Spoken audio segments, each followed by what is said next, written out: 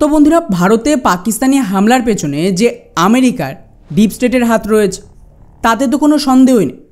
এবং যেভাবে কেবলমাত্র যুদ্ধবিমান রপ্তানি করার জন্য ভারতে অ্যাটাক হলো, তার বদলা নিতে এখন প্রধানমন্ত্রী মোদি সরাসরি ফ্রান্সের সাথে হাত মিলিয়েছে। লাস্ট ভিডিওতেই যেমনটা বলেছিলাম যে আমেরিকার ডিপ স্টেট খুবই চালাকির সাথে একদিকে পাকিস্তানকে $400 মিলিয়ন দেয় F-16 নামে, এবং ওই টাকা ব্যবহার করেই পাকিস্তান ভারতের ওপর ইসরায়েলের মতন অ্যাটাক করেছে। এবং তারপরেই ওরা রেডি ছিল যে মুহূর্তে অ্যাটাক হয়। আমেরিকার ভাইস প্রেসিডেন্টও ভারতে মজুদ ছিল এবং ওরা এই হামলার সুযোগ নিয়ে নিজেদের যুদ্ধবিমান বিক্রির জন্য ভারতে পুশ করে। কিন্তু স্বাভাবিকভাবে হামলা যখন হয়েই গেছে, ভারত আমেরিকার বিমান কিছুতেই কিনবে না। যার দরুন গতকাল ভারত সরকার আর ফ্রান্সের সরকারের মধ্যে পুরো $7 বিলিয়ন বিনিময়ে একটা বড় ফাইটার জেটের ডিল হয়েছে, যাতে ফ্রান্স ভারতকে মোটামুটি 26টা রাফেল যুদ্ধবিমান রপ্তানি করে। ইন্টারেস্টিং ব্যাপার দেখুন, যদি আপনারা যে কোনো হিন্দির ডিফেন্স চ্যানেল দেখেন, প্রতিটা চ্যানেল লাস্ট 5 থেকে 6 মাস ধরে একটা সেম কথা বলছে যে ফ্রান্সের কাছে অলরেডি যে পরিমাণ ফাইটার জেটের অর্ডার আছে তাতে 2030 সালের আগে ভারতের জন্য নতুন বিমান তৈরি করা অসম্ভব ব্যাপার।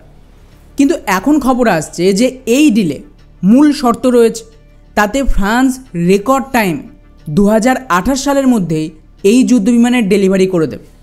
অর্থাৎ ক্লিয়ারলি ফ্রান্সও কিন্তু এই সুযোগে আমেরিকার বিরুদ্ধে নিজেদের বদলা নিতে চাইছে। তা না হলে ভারতের বিমান ওরা আগে কি করে ডেলিভারি দেবে? যদি অলরেডি ওদের কাছে পুরনো অর্ডার পেন্ডিং থাকে তার ডেলিভারি করতে হবে, তারপর ভারতের ডেলিভারি, যা মোটামুটি 2030 সালের পরেই হতো। কিন্তু সেটা হচ্ছে না। তার মানে এখানে ডিরেক্টলি ফ্রান্সের সরকারের হস্তক্ষেপ রয়েছে পলিটিক্যাল। এমনকি রিপোর্ট অনুযায়ী ফ্রান্সের তরফ থেকে এখানে ভারতের জন্য স্পেশাল কিছু অফারও দিয়েছে। প্রথমত, এখন যে সমস্ত রাফেল যুদ্ধবিমান নৌবাহিনীর জন্য আসবে তাদের সম্পূর্ণ ভারতীয় হাতিয়ার যুক্ত করার ব্যবস্থা থাকবে, মেইনলি অস্ত্র, এয়ার টু এয়ার মিসাইল। এখন জাস্ট ভাবুন যে আমাদের এয়ারক্রাফট ক্যারিয়ার থেকে রাফেল অপারেট হচ্ছে, যাতে মিটিওর আর স্ক্যালপের মতন মিসাইলের সাথে অস্ত্র মার্ক 2 আর ব্রহ্মসের কম্বিনেশন এর ধারের কাছেও কিন্তু টিকতে পারবে না ভারত মহাসাগরের অন্য কোনো দেশ, ইনক্লুডিং চীন। ব্রহ্মসকে বাদ দিয়ে শুধুমাত্র স্ক্যাল্প আর মিটিওরকেও যদি দেখে, মিটিওর আজকের দিনে বিশ্বের সবচেয়ে best air to air missile BVR রেঞ্জে, যা অপারেশনাল রয়েছে। একে টক্কর দেওয়ার মতন কেউ নেই। হ্যাঁ, ভারতের অস্ত্র মার্ক 2 টেস্ট হয়ে গেছে, যা সেম ক্যাটাগরি, কিন্তু তা এখনও অপারেশনাল হয়নি, মাস প্রোডাকশন শুরু হবে। তো এর সাথেই ব্রহ্মসের কম্বিনেশান দুর্দান্ত বলতে পারে। এক কথায় পুরো ভারত মহাসাগরে দাপিয়ে বেড়াবে ভারতের এয়ারক্রাফট ক্যারিয়ার আর রাফেলের এই জোট। বাকি এবারে পার্টিকুলারলি এই ডিলের কথা বললে এখানে একটা বিষয় নতুন কনফিউশন তৈরি করেছে, আর তা হলো এটা নাকি ভারতের সবচেয়ে কস্টলি ডিল। ওয়েল, এটা হতোই, কারণ এখানে কিন্তু শুধুমাত্র যুদ্ধবিমান কেনা হয়নি, তাহলে হয়তো অর্ধেক টাকায় ডিল হয়ে যেত। $7 বিলিয়ন বিরাট বড় ডিল, কিন্তু এতে একটা জিনিস মাথায় রাখতে হবে, একাধিক বিষয় সামিল রয়েছে। উদাহরণ হিসেবে এখানে যে বিমান কেনা হচ্ছে এটা রাফেলের নেভাল ভার্সন।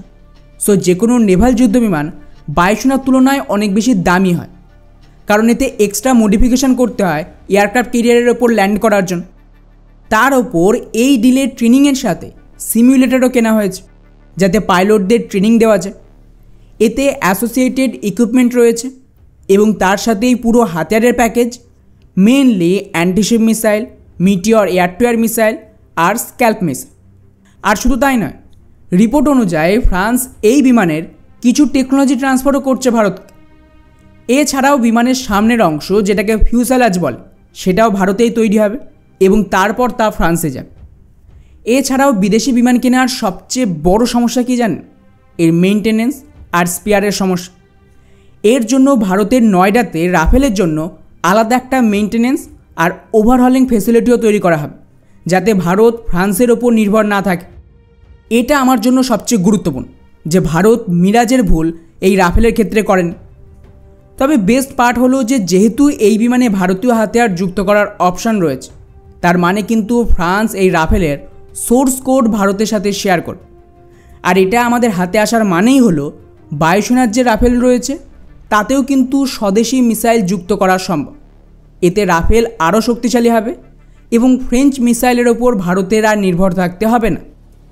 ফলে ওভারঅল এই কনফ্লিক্টের মাঝে এই ডিল সাইন করা, তাও আমেরিকার F-18কে সাইডলাইন করে, ক্লিয়ার ইন্ডিকেশন ছিল আমেরিকার জন্য যে ওরা যুদ্ধবিমানের ডিল পেতে যে অ্যাটাকটা করেছে তার ফলস্বরূপ এখন পুরো নৌবাহিনীর ডিল তো গেল, এবং খুব সম্ভবত বায়ুসেনার 114টা যুদ্ধবিমানের ডিলও হাতছাড়া হয়ে গেল।